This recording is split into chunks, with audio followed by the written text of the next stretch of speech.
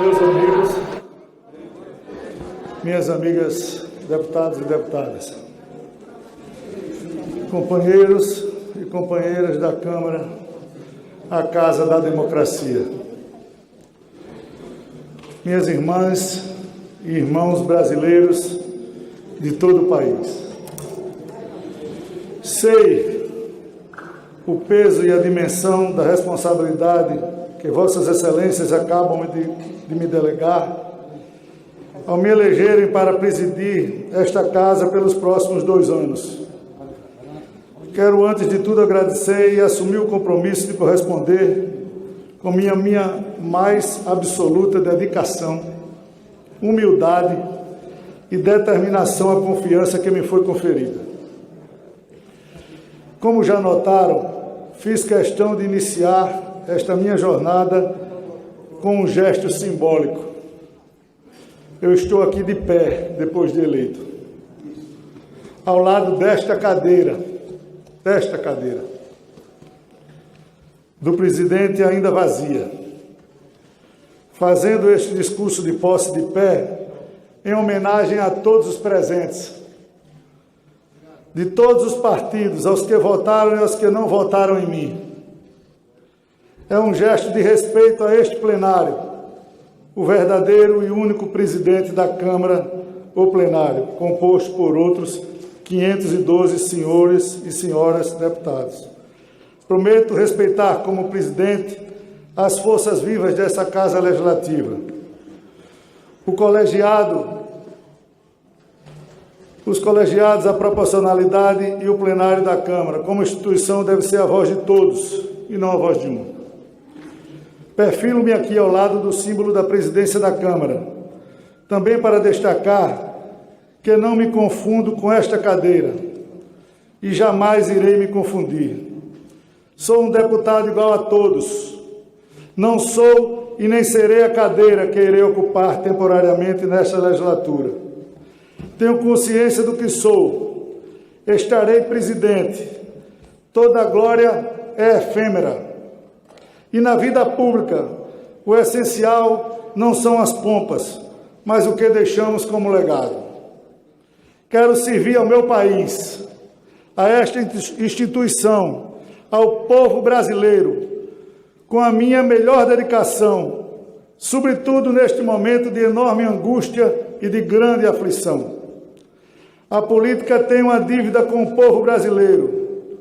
Temos uma grande chance juntos, todos, de todas as tendências acima das diferenças, de estabelecermos o que chamo de pauta emergencial e mostrarmos que as instituições políticas, o Estado, o povo abandonado no momento de sua maior vulnerabilidade.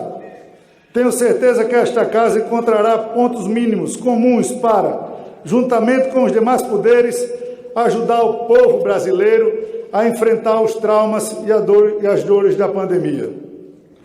Peço um momento de silêncio, em respeito a todas as vidas ceifadas pela Covid-19 no Brasil e em respeito às suas famílias.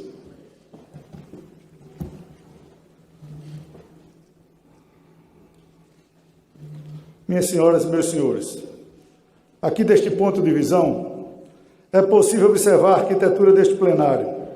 Como sabemos, a democracia é uma construção política e seu epicentro é a Câmara dos Deputados. Mas a Câmara é também uma construção física e seus elementos arquitetônicos são cheios de significados e simbolismos. Vejo à minha frente um grande corredor no centro do plenário. Há no centro como se fosse uma grande coluna vertebral que interligam as fileiras de forma de vértebras da esquerda e da direita. O corredor do centro, as fileiras da direita e da esquerda, em todas as suas extensões até seus extremos, constituem a espinha dorsal da democracia. A Câmara é, e sempre foi, a espinha dorsal do regime democrático. Aqui ao lado, a cadeira da presidência está postado bem ao centro da mesa. É para nos lembrar que a presidência deve ter neutralidade, deve ser equidistante. A cadeira é giratória, para que seu ocupante seja capaz de olhar para o centro, para a direita e para a esquerda.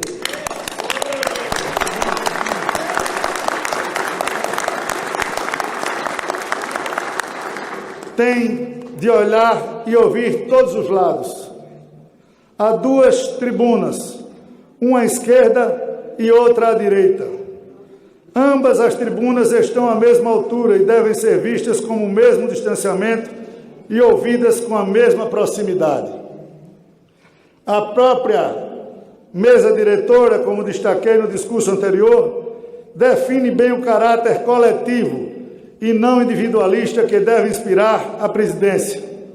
Não há um trono no plenário, não há. Portanto, um soberano. O presidente não tem uma mesa individual. O presidente trabalha ao lado dos demais membros da mesa. A arquitetura desta casa é clara. A arquitetura é clara. Tudo aqui deve ser coletivo. A direção deve ser coletiva. O serviço do plenário, que é o coletivo por natureza. Não nos esqueçamos de um recado que os idealizadores desse espaço deixaram para nós e para todos que venham ocupá-lo um dia. A mesa diretora está pouco acima do plenário, assim como as tribunas, onde os deputados e deputadas exercem o seu mais sagrado ofício, o de livre manifestação democrática, de pensamento e de debate. Mas acima do plenário e da mesa, bem acima, muito acima, em termos de escala, estão as galerias dessa casa, a representação simbólica do povo, a vontade popular. Ela está acima de todos nós na democracia, pois todo o poder emana do povo e em seu nome deve ser exercido. Minhas senhoras e meus senhores, o país vive um momento em que exigirá de todos nós o melhor que tivermos para dar e contribuir. O país atravessa a mais cruel, devastadora e feroz pandemia do último século. O povo sofre com seus efeitos e, mais do que nunca, precisa que os poderes da República atuem com harmonia e responsabilidade, sem abrir mão de sua independência, pois a democracia é um mosaico em que todos os contrastes produzem, ao final, um resultado manifestado, como é a nossa sociedade. Precisamos urgentemente amparar os brasileiros que estão em estado de desespero econômico por causa da Covid-19. E temos que examinar como fortalecer nossa rede de proteção social. Temos de vacinar o nosso povo. Temos de buscar o equilíbrio de nossas contas públicas, de dialogar com a sociedade e o mercado de forma transparente, para que haja uma compreensão do que é possível e não é possível fazer e daquilo que, de forma previsível, como sempre falamos por onde andamos, pode ser pactuado ou não. Irei propor ao novo presidente do Senado, neste caso já eleito também, o senador Rodrigo Pacheco, de Minas Gerais, a quem parabenizo pela eleição na tarde de hoje. Uma ideia geral, que chamo de pauta emergencial. Vejam bem, pauta emergencial, para encaminharmos os temas urgentes que exigem decisões imediatas, o que fará parte dessa pauta. Não serei eu que irei dizer, seremos nós.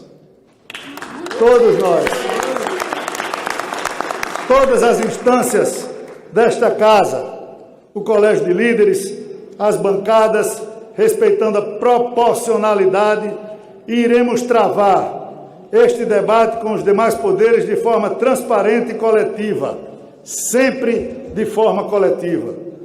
Temos de avançar nas agendas de reformas do Brasil, reformas que, posso dizer, vêm sendo tentadas por sucessivos governos, de diferentes orientações, mas no contexto atual e no alarmante quadro fiscal em que nos encontramos, são mais urgentes do que nunca.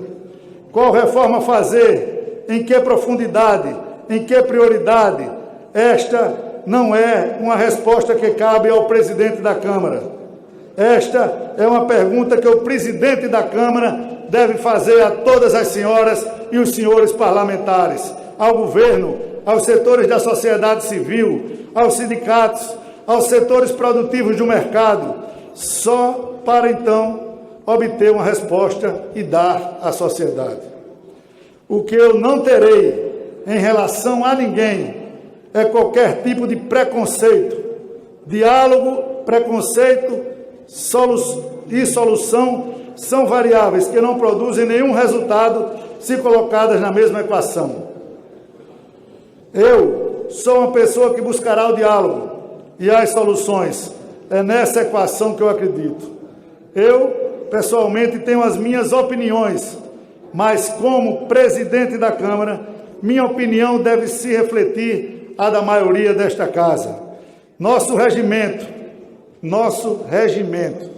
é tão sagaz sobre a neutralidade que deve guardar o ocupante desta cadeira que define, como também já destaquei, que não é o único deputado que não vota, é justamente o presidente. Ele coordena os trabalhos, ele se esforça na construção dos consensos, ele escuta, compartilha, interfere nos debates, pontua, mas determina o regimento. Quando um deputado assume o mais alto posto dessa casa, ele automaticamente renuncia ao direito de ter posições, o direito do voto. A neutralidade deve marcar o exercício da presidência, o respeito aos ritos, à maioria, à minoria e a cada um. Durante a campanha, disse inúmeras vezes que tínhamos que deixar de ser a Câmara do eu e sermos a Câmara do nós. Isso não é mero artifício retórico, é um impositivo da institucionalidade e uma necessidade do nosso tempo. A Câmara do eu é uma alegoria que eu usei para descrever o excesso de concentração de poder nas mãos do presidente. Isso não é ruim apenas porque distorce o princípio da coletividade e colegialidade de uma casa legislativa. É ruim, sobretudo em momentos de crise, porque emite um sinal de falta de previsibilidade para o país, para os mercados, para a sociedade e para o mundo. Quanto mais prezarmos os ritos, dando voz a cada deputado, como destaquei como mote de minha campanha, estaremos tornando o processo de decisão mais participativo, mais democrático e, portanto, mais transparente, e menos sujeitos a imprevisibilidades. Dos personalismos, dar voz aos deputados não é uma concessão, um autocontrole, uma autocontenção, porque esta casa quem deve falar e o presidente deve dizer apenas o que a maioria desta casa pensa, e não apenas o que ele pensa. Quero agradecer, para encerrar, ao deputado Baleia Rossi, meu amigo talentoso e habilidoso líder, presidente nacional de um partido como o MDB. O deputado Baleia ajudou com sua candidatura ao debate democrático. Eu gostaria de agradecer ao deputado Baleia Rossi. Fim da disputa, todos somos nós representantes de um só povo, o povo brasileiro.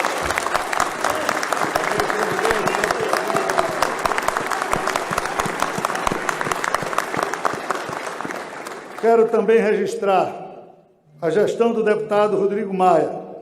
A história irá julgar o seu legado. Presidente Rodrigo, nenhuma diferença ou discordância de nossa parte nunca será maior do que nossos pontos que nos unem e nossas convergências em torno daquilo que todos desejamos para um Brasil mais justo e melhor para a nossa gente. Deputadas e deputados, amigas e amigos, brasileiras e brasileiros, venho de um estado pequeno, do Nordeste, a minha querida Alagoas, terra de gente guerreira, trabalhadora, decente, humilde e que nunca perde a esperança num futuro melhor. Quero agradecer a Alagoas e ao meu povo por tudo que me ensinou, por tudo que sua generosidade e sua sabedoria me ofereceram. Chego aqui como um nordestino, Vice Maria, cadê ela? Que nunca esqueceu as suas origens e tem compromisso em deixar um Brasil melhor do que o encontrou, mais desenvolvido e mais humanizado. Chego aqui para sentar nesta cadeira pela primeira vez e para, enquanto nela estiver, continuar sendo a mesma pessoa que serei quando sair daqui e voltar a ser, com muita honra, um dos 513 deputados da Casa mais democrática do Brasil. Muito obrigado.